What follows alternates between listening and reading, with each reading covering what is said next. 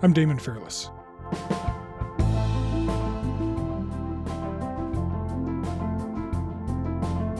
Despite the gallons of ink that have been spilled covering the Jeffrey Epstein case, there's still so much we don't know. In part, that's because aspects of the legal proceedings have been sealed, especially the names of people Epstein allegedly associated with. But this week, a New York court began unsealing more documents connected to the late sex offender and financier. Epstein had been accused of running a sex trafficking ring of underage girls. And because of the high-profile people he associated with, there's been a lot of speculation about the nature of these relationships. Prince Andrew and the former President Bill Clinton have been named in newly released court documents relating to the sex offender Jeffrey Epstein. They include associates, friends, and alleged victims of the disgraced billionaire who died in jail 5 years ago. The papers relate. Epstein died by hanging while awaiting trial. But his former girlfriend, Ghislaine Maxwell, is currently serving a 20-year sentence in connection to the charges he was facing. The documents unsealed this week are bringing new attention to some of the people who've been connected to Epstein and Maxwell over the years. Now, just because someone's name is on the list doesn't mean they've been accused of any wrongdoing, but it does help clarify just who made up Epstein's network. My guest today is Mark Fisher. He's a senior editor at The Washington Post, and he's been covering the Epstein trial for quite a while. He's going to help me sort through these documents and talk about some of the broader implications they may have.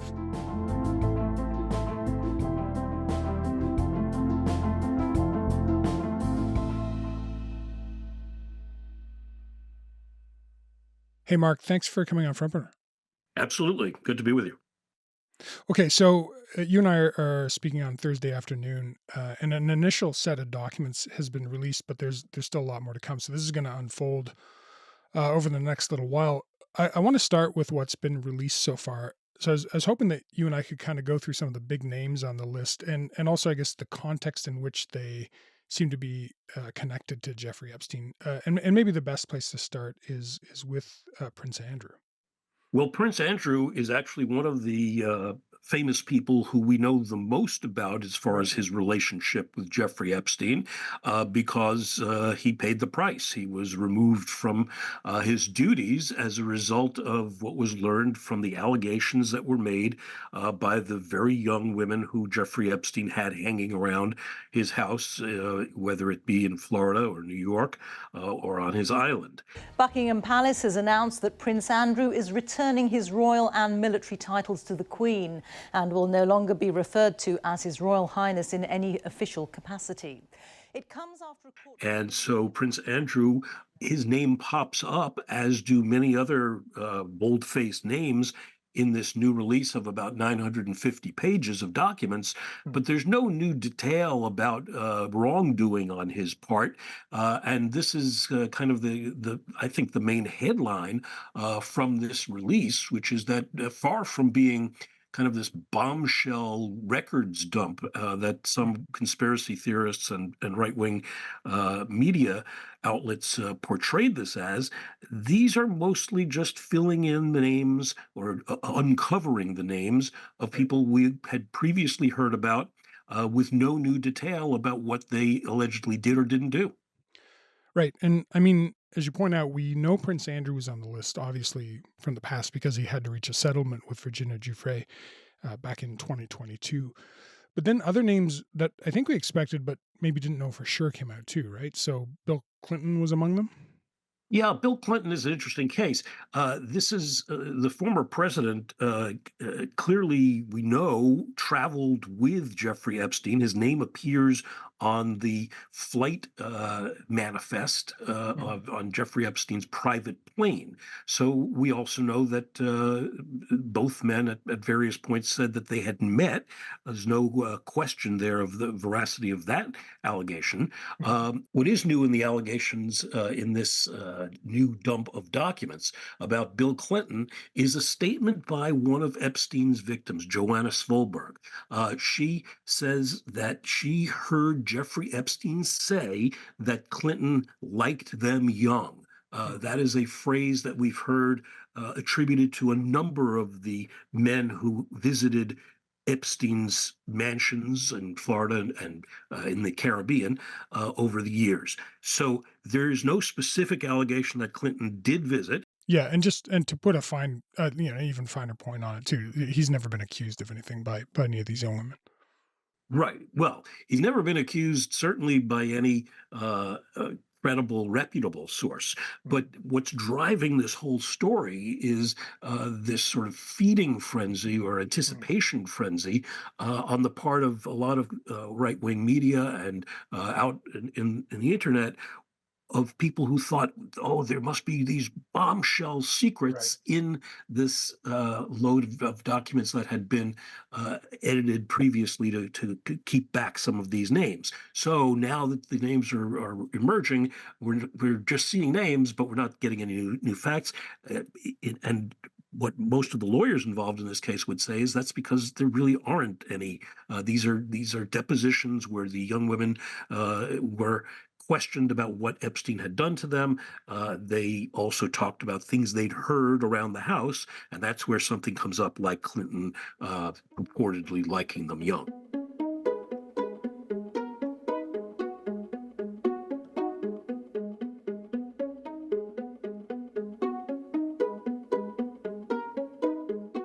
I also think, as you point out, I think the documents show that because Epstein had this incredibly wide social circle or network, there are people of all political stripes in there. And so, speaking of former presidents, Donald Trump came up in these papers too, right? Right. And Donald Trump is someone who had a long-standing relationship with Epstein. He was a fixture in Palm Beach. I had a falling out with him a long time ago. I don't think I've spoken to him for 15 years. I wasn't a fan. At one time, the well-connected mega millionaire drew praise from President Trump back in 2002 before allegations surfaced. Trump saying he was, quote, a terrific guy, going on to say, it is even said that he likes beautiful women as much as I do, and many of them are on the younger side. They were neighbors in Palm Beach, almost adjacent mansions, and they socialized. Epstein was a guest at Mar-a-Lago, and Trump was someone who Epstein would visit. There's one of the new documents says that describes an incident in which one of the girls was traveling with Epstein, and they were going to New York, and Epstein said, why don't we just drop by and see Donald Trump? Right.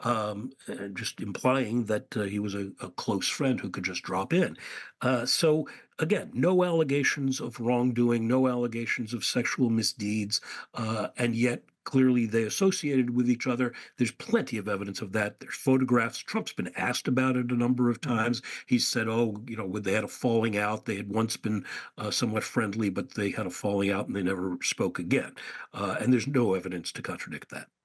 I mean, I find it's kind of ironic or even poetic. I mean, everyone seems to have a picture with Donald Trump before he became president. And it seems like everyone also seemed to have a picture with Jeffrey Epstein too, right? These guys were just, these guys were circulating at very high levels for a very long time, right?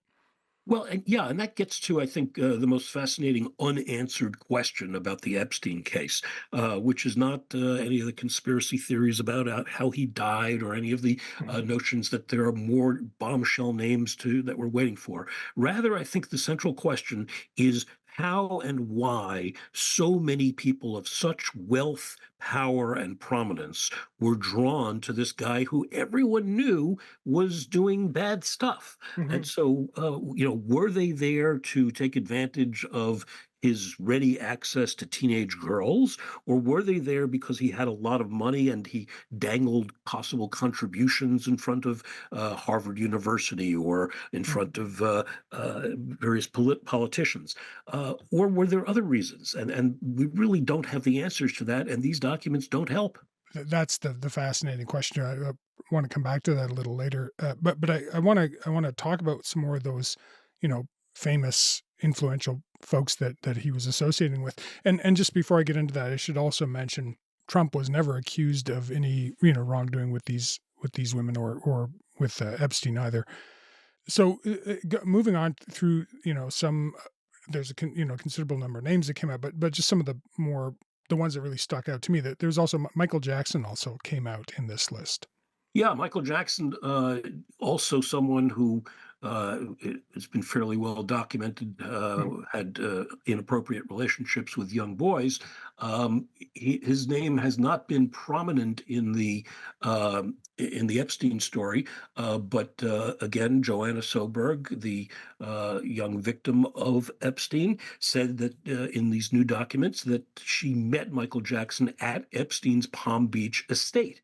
And nothing more than that. No allegation of anything inappropriate, just he was there. And why was he there? Well, a lot of people were there. So we just don't know.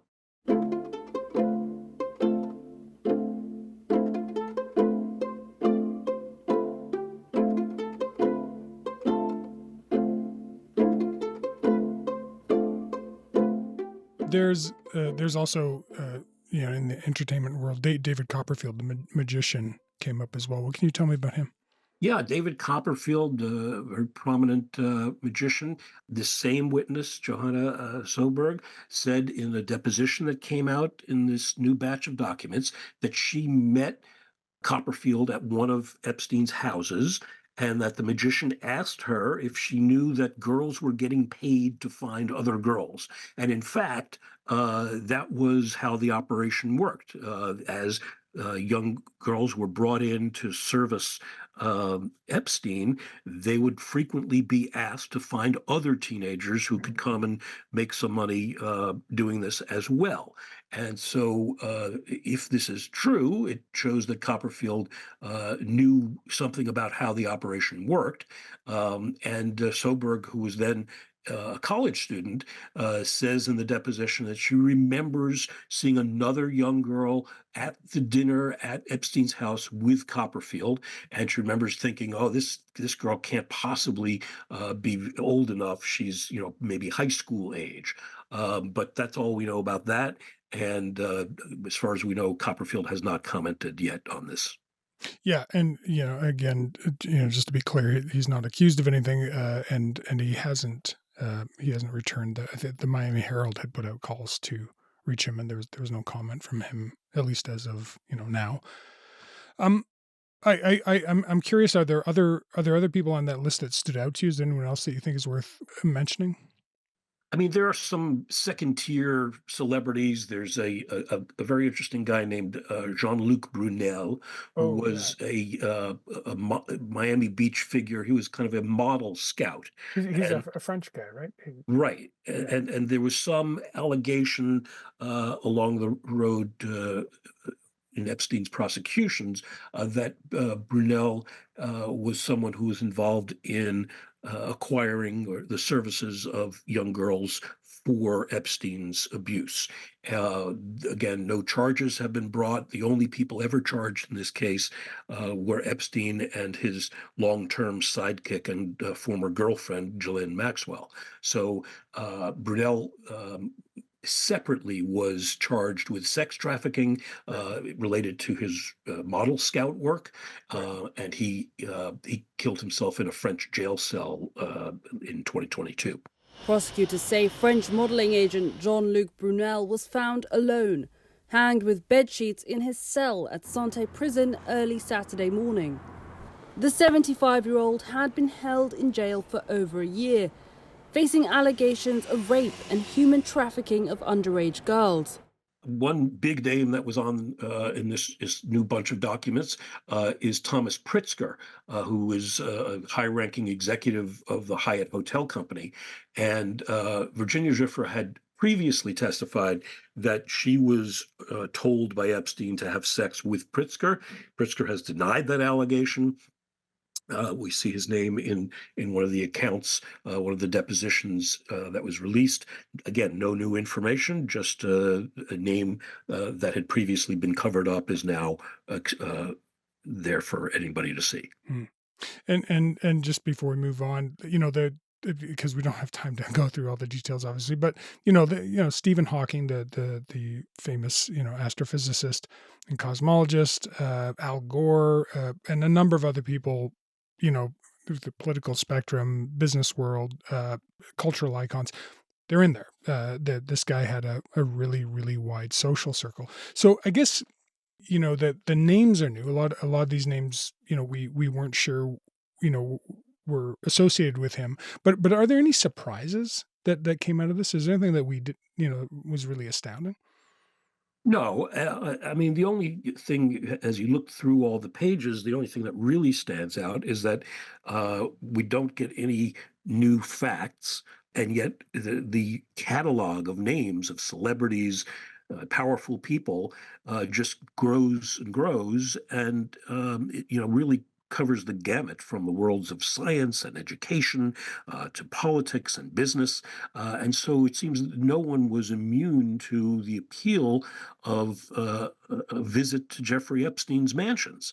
And again, the question that plagues me and has for years is: were they in it for the sex? Were they in it for the access or potential access to his money?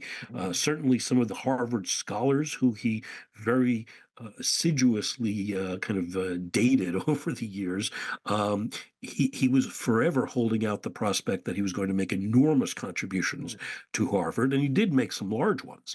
And so it's just a morass, and there's a lot of vague stuff out there, and I know there's a lot of impatience by people who want to see some real facts emerge. It's not clear they ever will.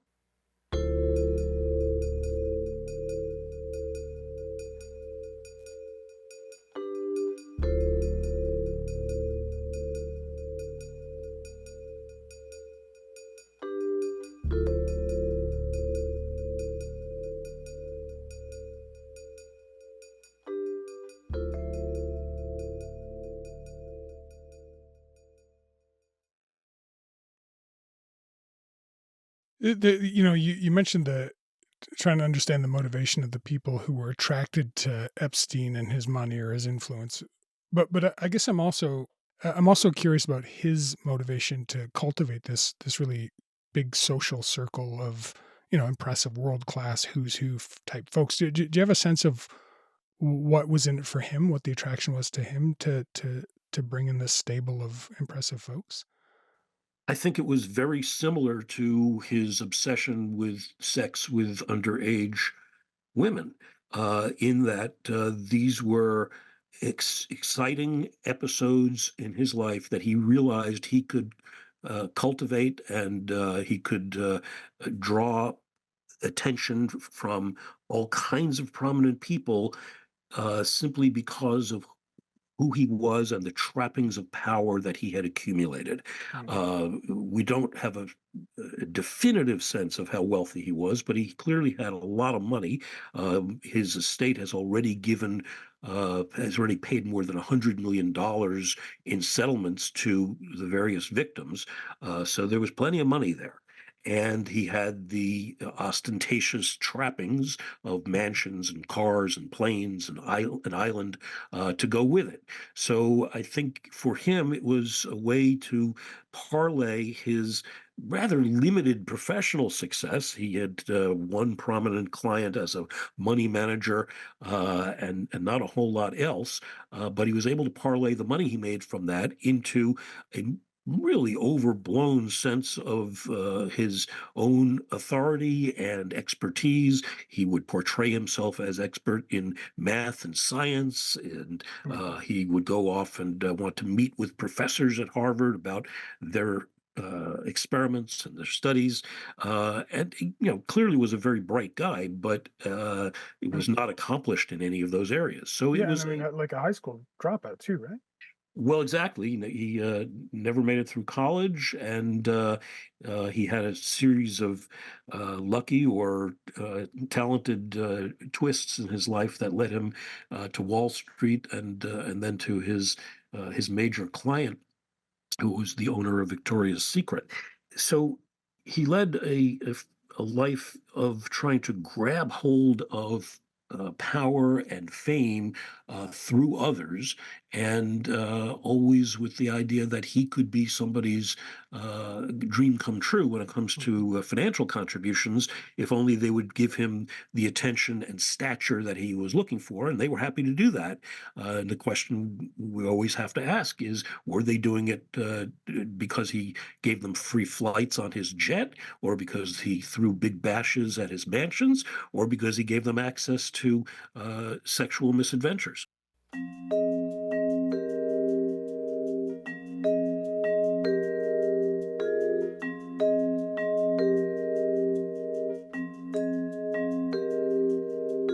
So the Epstein case goes back a long ways. I mean, so he was first convicted in Florida in 2008. Jeffrey Epstein went to jail just before 10 this morning. He pleaded guilty in open court. He agreed to serve a total of 18 months in the Palm Beach detention facility, 12 for felony solicitation of prostitutes, and an additional 6 for procuring persons under 18 for prostitution. He was a registered sex offender. Why is this coming out now? It's coming out now because the Miami Herald newspaper, which played a big role in kind of getting the Epstein case back on the national radar, that led to his final prosecution and then to his death in the prison. The Miami Herald had reported on the victim stories, and later on they have been very active in the Florida courts to try to get these documents opened up, get these names that had been covered up, get them exposed, and they've been successful with the judge in getting some of these documents released. There are more documents to come in the next days or weeks, but there's as yet no reason to believe that they will be any closer to those bombshells that people were expecting than this one was. How many more documents and names are we expecting to be released? Do you have a sense of that? Not really. This was about 950 pages.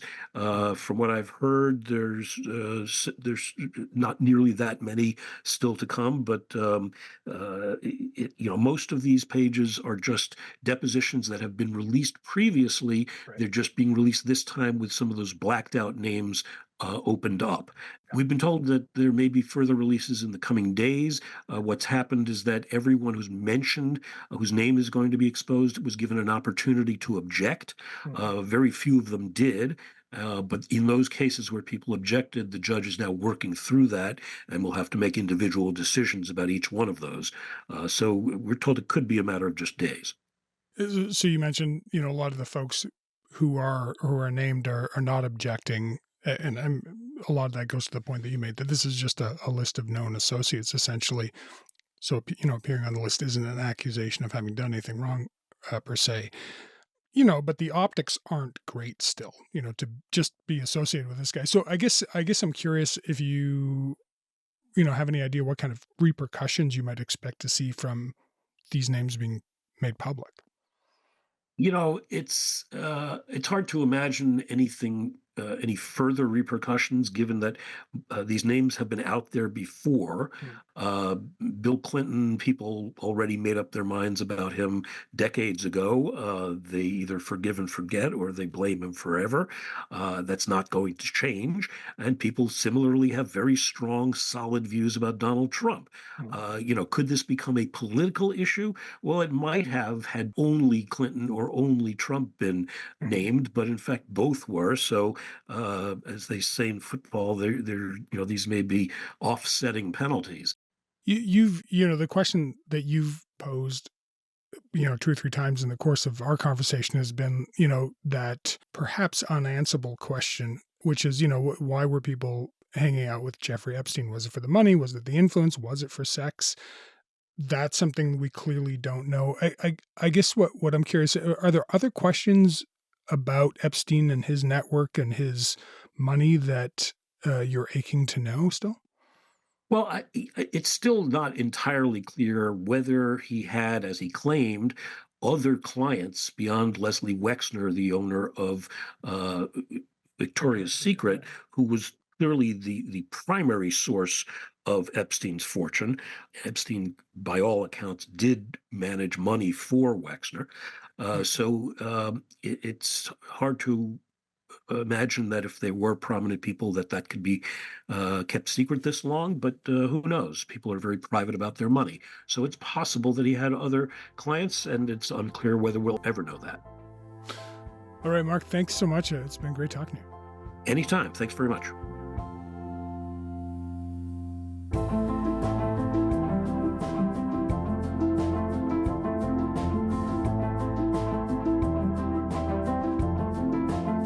All right, that's it for today. Front Burner was produced this week by Rafferty Baker, Joyita Shengupta, Matt Muse, Derek Vanderwyk, and Dennis Kalman. Sound design was by Mackenzie Cameron and Will Yar. Music is by Joseph Shabison. Our senior producer is Elaine Chow. Our executive producer is Nick McCabe-Locos. And I'm Damon Fairless. Thanks for listening. I'll talk to you on Monday.